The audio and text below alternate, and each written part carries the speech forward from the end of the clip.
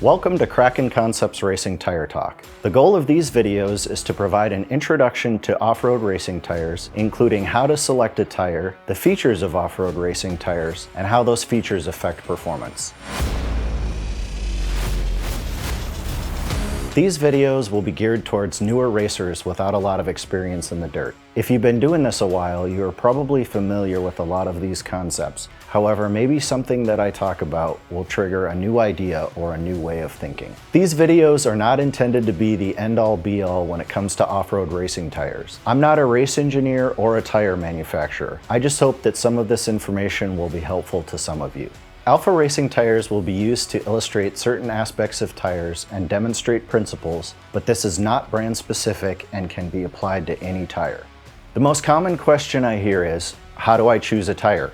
So we're going to discuss some of the features of tires and how to choose an off-road racing tire. Some of these are general and some of them are off-road specific. Wheel diameter, along with tire diameter that we'll talk about next, mostly determines sidewall height. A taller sidewall gives more cushion for bumps and keeps the wheel rim further from the ground and out of harm's way. This can help prevent damage or flats. A shorter sidewall can provide more stability because it won't flex and move around as much as a tall one. If your race car is a modified production car, it is generally easier to go up in wheel size than down. Often the brakes and suspension components will get in the way if you try to go too small. This tends to be a bigger problem on newer cars that come with bigger wheels from the manufacturer. The sweet spot is 15-inch wheels. This is the size with the most tire options.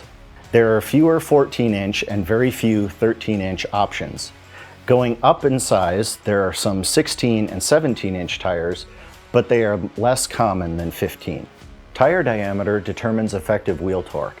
The engine will have an easier time spinning a smaller tire and accelerating the vehicle, so a smaller tire may be faster. There's no free lunch though. A smaller tire means the engine is spinning faster to go the same speed, so in some situations you may need to shift more often or choose a higher gear than with a larger tire. In some cases, going with a bigger tire can help with the number of shifts or put the engine in a better RPM range. That said, if your race car is based on a production car with fenders, you may not have much choice of tire diameter. You'll just have to use what fits. Also, unless you're changing transmission or differential gears, it is safest to stay close to the original equipment diameter. Tread width selection is a bit more art than science unless you have a lot of time and money to test different tires, but there are some basic principles that we can apply. We'll cover these in more detail in the future, but for now, generally, narrow tires work well on lighter, lower horsepower vehicles. Wider is better on heavier, higher horsepower. Wider is better on hard, clean surfaces. Narrow is good on a soft upper layer and a hard base, and wider is good on loose and deep. We'll talk more about the details of selecting the right tire for different surfaces in a future video. Off-road tires grip primarily by digging into the track rather than contact with the surface, so the arrangement and design of the tread blocks is very important. Tires for loose surfaces have tall tread blocks and an open design, meaning there's a lot of space between the blocks. The sides and edges provide most of the grip, so the faces are large to move material and the edges are sharp to dig in. The shoulder blocks are also sharp and angular rather than rounded. As the surface ranges from hard-packed to loose, the tread block height increases and the space between them, the void area, increases. On one extreme is a tarmac racing slick. You can think of it as having 0 block height and 0 void area. On the other extreme is a paddle tire for deep sand, with very tall blocks and almost 100% void area. These are the basic aspects of tread design. There are so many more they could fill entire videos. Tire weight is important for performance. It is the worst kind of weight because it is unsprung and rotating.